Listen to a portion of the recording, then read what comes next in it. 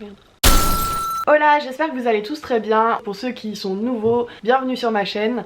Je voulais juste préciser que j'ai tourné cette vidéo dimanche dernier parce que demain, donc lundi dernier pour vous, je me fais opérer des dents de sagesse, donc je pourrai sûrement pas faire de vidéo. Voilà, donc si tout va bien, je serai encore en vie et je pourrai poster cette vidéo. Aujourd'hui je vais vous parler d'un sujet qui me tient particulièrement à cœur. Ça y est, on est en 2020, on a bouffé tout le mois dernier et du coup il y a beaucoup de gens qui s'inscrivent à la salle. Est-ce que ça va durer? Ça va dépendre des personnes je pense. Mais voilà, il y a plein de gens qui se disent que bah merde, on a trop mangé, il y a l'été qui va bientôt arriver. J'espère. Tous les magazines parlent maintenant de comment perdre les kilos des fêtes, etc. Et ça, je ne suis pas d'accord. Moi je vais vous parler d'un truc complètement différent. En gros je vais vous parler du self-love. Mais pour ça avant tout je vais devoir vous expliquer quelques petits détails sur ma vie personnelle. Si ça vous intéresse pas je vous force pas à regarder. Mais quoi qu'il en soit, restez gentils s'il vous plaît. En fait, étant petite, ou plus jeune du moins, comme beaucoup de filles et de garçons aussi malheureusement, j'ai été dans un combat constant avec mon corps. J'étais très différente des autres filles. En gros, moi j'étais du genre à construire des cabanes, faire du bricolage, avoir les mains dans la terre, et les autres filles jouaient aux poupées et se maquillaient, se déguisaient, etc. C'est vrai que moi j'avais pas du tout le même caractère ni le même comportement que toutes ces filles-là, j'étais un petit peu plus garçon manqué, et on me mettait plutôt de côté. Donc une fois quand j'ai pu faire un vœu, je pense qu'il y avait une étoile filante où j'ai dû ramasser un trèfle à 4 feuilles, je me souviens que mon vœu était, et je devais avoir genre 10 ans, avoir des gros seins plus tard. Donc vous imaginez bien que là il y a quelque chose qui va pas du tout. Surtout pour la petite fille que j'étais à l'époque. En gros, oui, je voulais ressembler aux autres, je voulais être parfaite pour plaire. Pas forcément plaire physiquement, mais au moins être acceptée. Quand tu rentres dans le moule et que tu ressembles un petit peu aux autres, forcément on t'embête moins et du coup on t'accepte plus facilement. Je me suis dit moi que pour me faire accepter, le mieux serait d'être complètement parfaite. Et donc la perfection, ça c'est un sujet assez difficile. La perfection c'est quoi? Je pense que la perfection physique en tout cas c'est quelque chose que la société a mis en place. Donc par exemple dans les années 50 c'était Marilyn Monroe, superbe. Dans les années 90 malheureusement c'était être toute fine. Et maintenant c'est un petit peu les formes de Kim K. Donc heureusement c'est les formes pulpeuses qui reviennent. Mais voilà, il y a toujours quand même un petit peu cette norme, cette beauté prédéfinie. Sauf que pour moi la perfection c'est pas forcément ça. En fait la perfection c'est quand t'arrives à être 100% toi-même et que t'arrives à t'accepter totalement. C'est pas seulement physique en fait. On voit aussi qu'il y a une genre de norme genre intellectuelle, mentale. Si tu te comportes différemment des autres, je pense qu'on te met facilement à l'écart. Moi en tout cas c'est quelque chose que j'ai vécu quand j'étais plus jeune. Genre jusqu'au collège, lycée. Ouais, jusqu'au lycée en fait. Parce que forcément je me comportais pas du tout comme les autres. J'étais toujours du genre à bricoler n'importe quoi, à avoir les mains dans le cambouis, à traîner dans l'atelier de mon père presque tous les jours. Et les autres forcément ils faisaient pas ça. Donc quand je racontais ce que je faisais de mon temps libre, les gens me riaient au nez ou trouvaient que j'étais bizarre. Mais en soi, est-ce que je suis vraiment bizarre ? En ce moment on parle beaucoup de féminisme et j'en suis très contente parce que ça devient enfin quelque chose qui est vraiment médiatisé et on parle de moins en moins de féminazie. Mais quand on pense à la femme, on a quand même encore un petit peu ces a priori. Une femme doit être féminine, elle doit se comporter normalement, elle doit être polie, elle doit faire des boulots de femme. En gros si tu fais pas tout ça, t'es marginal. Et encore une fois, t'es vite mis de côté et dévisagé. C'est sûr que c'est en train de changer. En grandissant, je me suis éloignée un petit peu de la personne que j'étais moi. J'avais cette quête de perfection qui était un peu trop poussée. J'ai voulu tout contrôler pour être heureuse et aimée dans ma vie, au point à m'en rendre malade en fait. Quelques années après, je suis tombée dans l'anorexie. Donc là, c'est pas le moment ouin, je vous demande pas de la pitié en fait. C'est vraiment juste pour vous expliquer un petit peu comment j'en suis venue à ce que je suis aujourd'hui. Je me détestais vraiment. Genre, je disais que j'étais dégueulasse. Je disais souvent, oh je suis conne, ou putain quel débile. Quand on a ces adjectifs là pour se décrire soi-même, on va petit à petit y croire. Si on dit qu'on est maladroit, qu'on est dégueulasse, qu'on est de trop, qu'on prend trop de place, etc. On va forcément commencer à le vivre comme ça et à y croire. Donc voilà, après l'anorexie malheureusement est venue la boulimie parce que forcément ça vient très souvent de pair. Et j'avais aucune estime de moi, j'avais pas confiance en moi-même, enfin c'était horrible quoi, j'avais un petit peu envie de mourir. Désolée. Je suis sortie de ça en 2017, j'avais 24 ans et j'ai réussi à vivre de manière plutôt normale. Sauf que le problème c'est que quand on a cette idée en tête qu'il faut atteindre la perfection, elle nous colle quand même au basket pendant assez longtemps. C'est pourquoi en 2018 je me suis lancée dans du sport excessivement. En gros j'ai fait du bodybuilding et c'était jamais assez. Il fallait toujours pousser plus loin. J'allais à la salle 4 fois par semaine, j'avais une diète hyper stricte avec un coach. J'ai pas tenu plus de 6 mois parce que bah, forcément c'est trop, et quand on demande à une ancienne malade de troubles du comportement alimentaire de faire ça, ça peut aller droit dans le mur.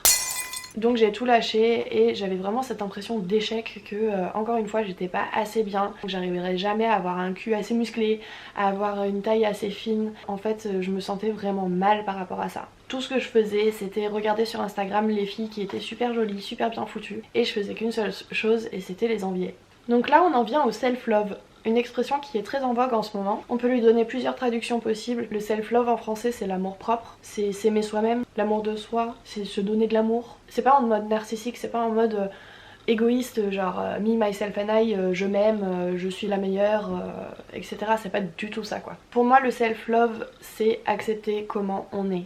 C'est vraiment faire avec ce qu'on est, ce qu'on a et s'aimer, tout simplement. Et c'est quelque chose qui paraît facile hein, quand on le dit comme ça, mais c'est hyper difficile, croyez-moi.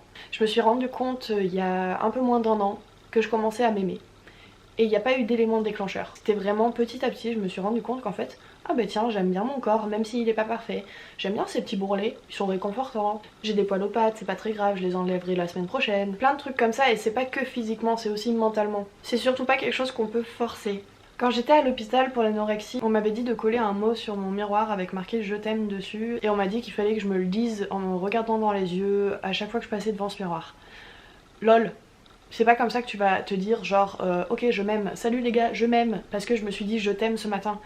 C'est pas comme ça que ça marche. Je suis pas du tout d'accord avec cette technique là, enfin c'est pas du tout quelque chose que tu peux forcer. Si on n'y croit pas ça arrivera pas, forcément. Donc je me suis rendu compte il y a un petit peu moins d'1 an que j'apportais une autre importance en fait à ma personne. Je me suis demandé du coup pourquoi ça avait changé. Et les premiers trucs qui reviennent c'est par exemple les adjectifs. Je vous en ai parlé tout à l'heure, que j'emploie pour parler de moi. Certes, j'emploie encore des mots genre je suis con pour rire, mais je le fais beaucoup moins souvent qu'avant. L'autodérision, elle est beaucoup moins poussée aussi. En fait, je me décrirais comme je décrirais une autre personne, je pense. J'essaye d'être vraiment bienveillante envers moi-même quand je parle de moi-même, même si j'ai des failles, hein. Ok. Je consacre un peu plus d'importance aussi au positif. Avant, à chaque chose que je faisais, j'étais là genre ah ouais mais c'est pas assez bien. Ah j'ai fabriqué ça, ouais c'est cool, mais là c'est pas droit, c'est pas joli, c'est pas bien fait. Et maintenant j'arrive à être fière de ce que je fais. Et ça c'est quand même, ça m'a mis des années quoi. Là j'ai fabriqué ma cuisine, je vous montrerai, et je suis hyper fière. C'est con, c'est poser un plan de travail, faire des petits meubles et tout, mais je suis juste hyper fière. Et ça c'est cool de pouvoir être fière de son boulot. Le tatou aussi ça m'a aidé de ouf. Je dis pas que je suis la perfection hein, du tout, mais j'arrive quand même à être fière de mon travail et j'arrive à me trouver à la hauteur. Avant je voyais pas pourquoi j'avais des clients et j'étais un petit peu là genre ouais pourtant ce que je fais c'est un peu naze, et maintenant j'arrive quand même à voir la valeur de ce que je fais. J'essaye aussi de pas me comparer aux autres, donc c'est quelque chose qui est très difficile. Je vous disais tout à l'heure que sur Instagram je regardais les nanas qui étaient super bien foutues et que j'étais jalouse et tout. Je pense que c'est un problème qu'on a avec les réseaux sociaux, et là c'est moi qui parle alors que je suis addict. C'est pas quelque chose qui va nous aider en fait. Il faut essayer de vraiment s'aimer soi comme on est et arrêter de se comparer, arrêter de vouloir être comme les autres et juste essayer de faire ce qu'on aime nous, de porter les fringues qu'on aime nous, d'avoir le corps qu'on nous a donné et voilà, d'être satisfait avec ça en fait. Un autre gros truc qui m'a beaucoup aidé c'est je me pardonne. C'est quelque chose qui peut paraître anodin ou difficile en même temps. C'est se pardonner pour certains trucs qu'on a fait, soit pour le mal qu'on a fait à quelqu'un, soit pour des petites choses toutes bêtes. Genre quelque chose qu'on a fait, je sais pas, l'autre jour j'ai fait tomber un pot de soupe dans un supermarché, je l'ai éclaté devant la caisse et je m'en suis voulu parce que ça a fait chier les gens. Mais je me suis pas mise au lit le soir même en me disant genre ah putain fait chier le pot de soupe et tout, je suis trop conne, je sers vraiment à rien, je suis maladroite. Non, c'est pas grave meuf, ça arrive à tout le monde, on s'en branle. Et vous savez cette situation trop bête quand justement on est au lit et on repense à une situation d'il y a genre 2 ans. On se retrouve à angoisser parce qu'on repense à ce qu'on a dit ou à ce qu'on a fait, à un geste qu'on a eu, et on se dit putain j'aurais jamais dû faire ça, je suis vraiment trop bête et tout. Mais là en fait j'ai plus trop ces situations là, genre si ça m'arrive je me dis mais c'est pas grave, c'est passé, les gens ils ont oublié, moi j'ai oublié, tant pis. Donc à côté de croire en moi, un énorme truc aussi qui m'a beaucoup aidé, c'est m'écouter. J'écoute les besoins de mon corps, bonjour je suis une hippie qui parle, non mais c'est vrai, enfin truc tout bête. Aujourd'hui j'ai mes règles, j'ai envie de rien faire, j'ai envie de manger des chips le matin, je le fais. Quelqu'un m'appelle pour me demander s'il peut venir passer boire le café, non. Si je veux pas, je veux pas. J'apprends à dire non, gentiment, sans blesser bien sûr. Et j'apprends à dire ce que j'ai envie. Donc j'ai appris à être franche, à dire la vérité, à arrêter de me cacher en fait. Même si ça peut choquer parfois, même si ça peut faire du mal, de dire les choses franchement.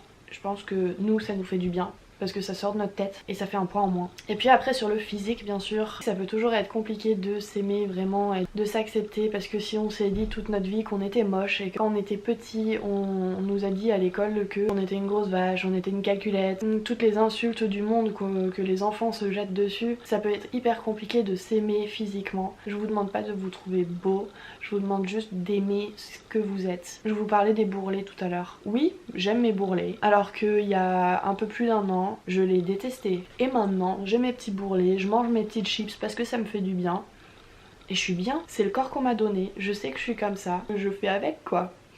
Je peux pas faire autrement, je peux pas sortir de mon corps. Je suis dans mon corps, c'est ce qui englobe mon tout, je dois faire avec. Et je vais pas torturer mon corps pour essayer d'être plus jolie pendant quelques mois en été, en bikini sur la plage.